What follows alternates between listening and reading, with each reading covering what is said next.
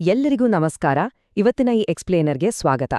ಗ್ರಾಮ ಪಂಚಾಯಿತಿ ಸ್ವತ್ತು ಪ್ರಕ್ರಿಯೆ ಕೇಳಿದ ತಕ್ಷಣ ಸರ್ಕಾರಿ ಆಫೀಸ್ನ ಅಲೆದಾಟ, ಆ ತಲೆನೋವು ಅಂತ ಸ್ವಲ್ಪ ಕನ್ಫ್ಯೂಸ್ ಆಗ್ಬೋದು ಅಲ್ವಾ? ಆದ್ರೆ ಟೆನ್ಷನ್ ಬೇಡ. ಈ ಒಂದು ಸಂಕೀರ್ಣವಾದ ಪ್ರಕ್ರಿಯೆಯನ್ನ ಅತ್ಯಂತ ಸರಳವಾಗಿ ಹೇಗೆ ಅರ್ಥ ಮಾಡ್ಕೋಬಹುದು ಅನ್ನೋದನ್ನ ನಾವೀಗ ನೋಡೋಣ. ನಮ್ಮ ಮನೆಯಲ್ಲೇ ಕೂತು ಆರಾಮಾಗಿ ಈ ಖಾತಾ ಅರ್ಜಿ ಹಾಕೋದು ಹೇಗೆ ಅಂತ ಸ್ಟೆಪ್ ಬೈ ಸ್ಟೆಪ್ ತಿಳ್ಕೊಳ್ಳೋಣ.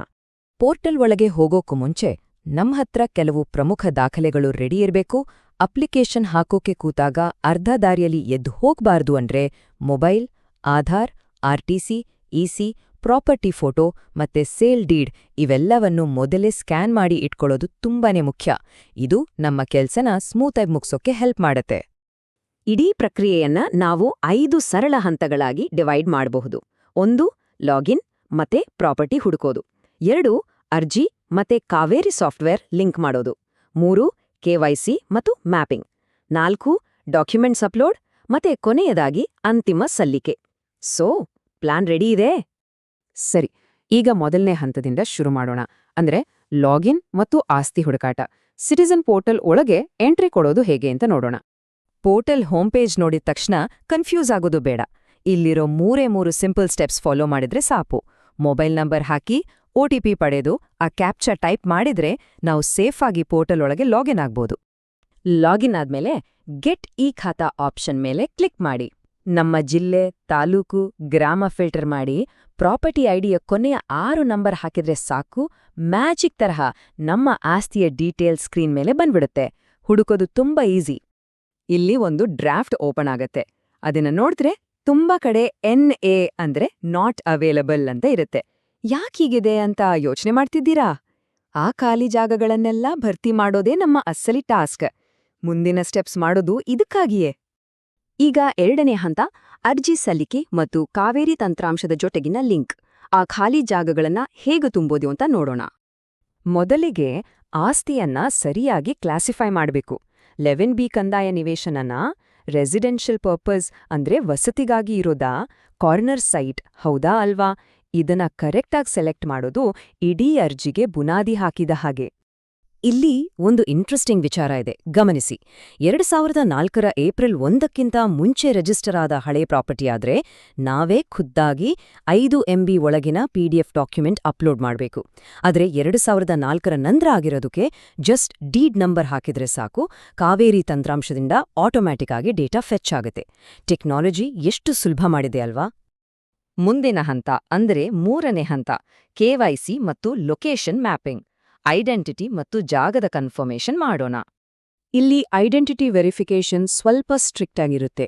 ಪಂಚಾಯಿತಿ ರೆಕಾರ್ಡ್ಸ್ ಮತ್ತೆ ನಮ್ಮ ಆಧಾರ್ ಡೀಟೇಲ್ಸ್ ಎಕ್ಸಾಕ್ಟ್ ಆಗಿ ಮ್ಯಾಚ್ ಆಗಬೇಕು. ಆಧಾರ್ ನಂಬರ್ ಹಾಕಿ, ಮೊಬೈಲ್ಗೆ ಬರೋ OTP ಬಳಸಿ ಡಬಲ್ ಲೇಯರ್ ಸೆಕ್ಯೂರಿಟಿ ಮೂಲಕ ಕೆವೈಸಿ ಕಂಪ್ಲೀಟ್ ಮಾಡಬೇಕು.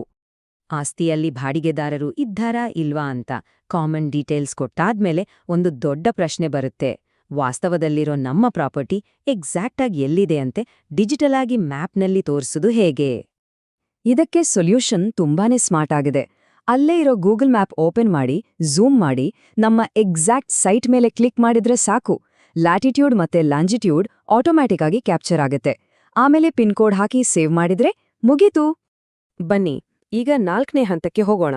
ಅದೇ ಅಗತ್ಯ ದಾಖಲೆಗಳ ಅಪ್ಲೋಡ್ ಮತ್ತು ಸೇಫ್ ಆಗಿ ಕಾಗದ ಪತ್ರಗಳನ್ನ ಸಬ್ಮಿಟ್ ಮಾಡೋದು. ಡಾಕ್ಯುಮೆಂಟ್ಸ್ ಹಾಕೋಕ್ಕೂ ಮುಂಚೆ ಸೈಟ್ನ 4 ದಿಕ್ಕಿನ ಗಡಿಗಳು ಮತ್ತೆ ಅಳತೆಯನ್ನ ನಿಖರವಾಗಿ ಎಂಟರ್ ಮಾಡಬೇಕು. ನಮ್ ಸೈಟ್ ಸ್ವಲ್ಪ ಡೊಂಕ ಇದ್ರೂ ಟೆನ್ಷನ್ ಇಲ್ಲ. ಪ್ರತಿಯೊಂದು ಸೈಡ್ ಅಳತೆಯನ್ನ ಸಪ್ರೇಟ್ ಆಗಿ ಎಂಟರ್ ಮಾಡೋಕೆ ಇದರಲ್ಲಿ ಆಪ್ಷನ್ ಇದೆ. ಸಿಸ್ಟಮ್ ಅಷ್ಟೂ ಡೀಟೇಲ್ಡ್ ಆಗಿದೆ. RTC ಅಪ್ಲೋಡ್ ಮಾಡೋದು ಸ್ವಲ್ಪ ರಿಪೀಟೆಡ್ ಕೆಲಸ ಅನ್ಸ್ತ್ರೂ ಇದು ತುಂಬಾನೇ ಇಂಪಾರ್ಟೆಂಟ್. ನಾವು ಅಪ್ಲೋಡ್ ಮಾಡ್ತಿರೋ PDF ಫೈಲ್ನಲ್ಲಿರೋ ಡೇಟ್ ಮತ್ತೆ ನಂಬರನ್ನೇ ಎಕ್ಸಾಕ್ಟ್ ಆಗಿ ಸಿಸ್ಟಮ್ನಲ್ಲಿ ಟೈಪ್ ಮಾಡಬೇಕು. ಮಿಸ್ ಮ್ಯಾಚ್ ಆಗ್ಬಾರ್ದು. ಇಲ್ಲಿ ನಿಜಕ್ಕೂ ಆಶ್ಚರ್ಯ ಆಗೋ ವಿಚಾರ ಏನಂದ್ರೆ EC ಬಗ್ಗೆ ಇರೋ ಒಂದು ಕಟ್ಟುನಿಟ್ಟಾದ ರೂಲ್. EC ಯಾವಾಗ್ಲೂ ನಮ್ಮ ಪ್ರಾಪರ್ಟಿ ರಿಜಿಸ್ಟರ್ ಆದ ಹಿಂದಿನ ದಿನದಿಂದನೇ ಶುರುವಾಗಿ ಇವತ್ತಿನವರೆಗೂ ಇರಲೇಬೇಕು. ಇದು ಸ್ವಲ್ಪನೂ ವ್ಯತ್ಯಾಸ ಆದ್ರೆ ಅಪ್ಲಿಕೇಶನ್ ಮುಂದಕ್ಕೆ ಹೋಗಲ್ಲ. ಖಂಡಿತ ಇದನ್ನ ನೆನ್ಪಿಟ್ಕೋಬೇಕು. ಕೊನೆಯದಾಗಿ 5ನೇ ಹಂತ, ಫೈನಲ್ ರಿವ್ಯೂ ಮತ್ತೆ ಸಬ್ಮಿಷನ್. ಫಿನಿಶಿಂಗ್ ಲೈನ್ ಹತ್ರ ಬಂದಾಯ್ತು. ಕಾವೇರಿಯಿಂದ ಫೈನಲ್ ಆಗಿ EC ಡೀಟೇಲ್ಸ್ ಫೆಚ್ ಮಾಡಿದ್ಮೇಲೆ ಒಂದು ಡಿಕ್ಲರೇಷನ್ ಬಾಕ್ಸ್ಗೆ ಟಿಕ್ ಮಾಡಿ ವೆರಿಫೈ ಯೋರ್ ಡೇಟಾ ಮೇಲೆ ಕ್ಲಿಕ್ ಮಾಡಬೇಕು. ಆಗ ನಮ್ಮ ಫುಲ್ ಡೀಟೇಲ್ಸ್ ಇರೋ ಒಂದು PDF ಡ್ರಾಫ್ಟ್ ರೆಡಿ ಆಗುತ್ತೆ. ಇದು ನಮ್ಮ ಮೊಮೆಂಟ್ ಆಫ್ ಟ್ರೂತ್. ಫಸ್ಟ್ ಸ್ಟೆಪ್ನಲ್ಲಿ ಎನ್ಎ ಅಂತ ಇದ್ದ ಖಾಲಿ ಜಾಗಗಳೆಲ್ಲ ಈಗ ನಾವು ಹಾಕಿರೋ ಕರೆಕ್ಟ್ ಡೇಟಾದಿಂದ ಕಂಪ್ಲೀಟ್ ಆಗಿ ಫಿಲ್ ಆಗಿರಬೇಕು. ಏನಾದ್ರೂ ಮಿಸ್ ಆಗಿದೆಯಾ ಅಥವಾ ತಪ್ಪಾಗಿದೆಯಾ ಅಂತ ಒಮ್ಮೆ ಕ್ರಾಸ್ ಚೆಕ್ ಮಾಡ್ಕೊಳ್ಳೋದು ತುಂಬಾನೇ ಒಳ್ಳೇದು. ಎಲ್ಲ ಪರ್ಫೆಕ್ಟ್ ಆಗಿದೆ ಅಂತ ಕನ್ಫರ್ಮ್ ಆದ್ಮೇಲೆ ಆ ಲಾಸ್ಟ್ 2 ಡಿಕ್ಲರೇಷನ್ ಬಾಕ್ಸ್ ಟಿಕ್ ಮಾಡಿ ಫೈನಲ್ ಸೇವ್ ಅಂತ ಕ್ಲಿಕ್ ಮಾಡಿದ್ರೆ ಮುಗೀತು. ಇಡೀ ಅಪ್ಲಿಕೇಶನ್ ಪ್ರಾಸೆಸ್ ಸಿಸ್ಟಮಲ್ಲಿ ಲಾಕ್ ಆಗತ್ತೆ. ಆದ್ರೆ ನಮ್ಮ ಅರ್ಜಿ ಯಶಸ್ವಿಯಾಗಿ ಸಲ್ಲಿಕೆ ಆಯ್ತಾ ಅಂತ ಹೇಗೆ ಗೊತ್ತಾಗೋದು? ನಾವು ಮತ್ತೆ ಲಾಗಿನ್ ಆಗಿ ಸರ್ಚ್ ಮಾಡಿದಾಗ property has been submitted for final e-Khata by some other user ಅಂತ ಒಂದು ಮೆಸೇಜ್ ಸ್ಕ್ರೀನ್ ಮೇಲೆ ಬರಬೇಕು. ಈ ಮೆಸೇಜ್ ಓದೋಕೆ ಸ್ವಲ್ಪ ವಿಚಿತ್ರ ಅನಿಸಿದ್ರೂ ಇದೇ ನಮ್ಮ ಫೈನಲ್ ಗ್ರೀನ್ ಸಿಗ್ನಲ್. ಇದರ ಅರ್ಥ ಸಿಸ್ಟಮ್ ನಮ್ಮ ಅರ್ಜಿಯನ್ನ ಪೂರ್ತಿಯಾಗಿ ಅಕ್ಸೆಪ್ಟ್ ಮಾಡಿದೆ ಮತ್ತು ಸೇಫ್ ಆಗಿ ಅಧಿಕಾರಿಗಳ ಕೈ ಸೇರಿದೆ ಅಂತ. ನಮ್ಮ ಟೆಕ್ನಿಕಲ್ ಕೆಲಸ ಇಲ್ಲಿಗೆ ಕಂಪ್ಲೀಟ್ ಆದ ಹಾಗೆ. ಸೊ ಆಸ್ತಿಯ ಹಕ್ಕುಗಳನ್ನು ಭದ್ರಪಡಿಸಿಕೊಳ್ಳುವ ಈ ಪೂರ್ತಿ ಪ್ರೋಸೆಸ್ಸನ್ನ ನಾವೀಗ ಡಿಕೋಡ್ ಮಾಡಿದ್ವಿ. ಪ್ರತಿಯೊಂದು ಹಂತವನ್ನು ಎಷ್ಟು ಸುಲಭವಾಗಿ ಅರ್ಥ ಮಾಡ್ಕೊಳ್ಬೋದು ಅಂತ ನೋಡಿದ್ವಿ. ನಮ್ಮ ದಿನನಿತ್ಯದ ಜೀವನದಲ್ಲಿ ಇಂಥದ್ದೇ ಇನ್ಯಾವ ಸಂಕೀರ್ಣವಾದ ಸರ್ಕಾರಿ ಪ್ರಕ್ರಿಯೆಗಳನ್ನ ನಾವು ಸುಲಭವಾಗಿ ಅರ್ಥ ಮಾಡ್ಕೊಳ್ಬೋದು. ಈ ಒಂದು ಆಲೋಚನೆಯೊಂದಿಗೆ ಇವತ್ತಿನ ಈ ಎಕ್ಸ್ಪ್ಲೇನರ್ ಅನ್ನ ಇಲ್ಲಿಗೆ ಮುಗಿಸೋಣ. ನಮ್ ಜೊತೆ ಇದ್ದಿದ್ದಕ್ಕೆ ತುಂಬಾ ಧನ್ಯವಾದಗಳು. ಕಲಿಯುತ್ತಲೇ ಇರೋಣ.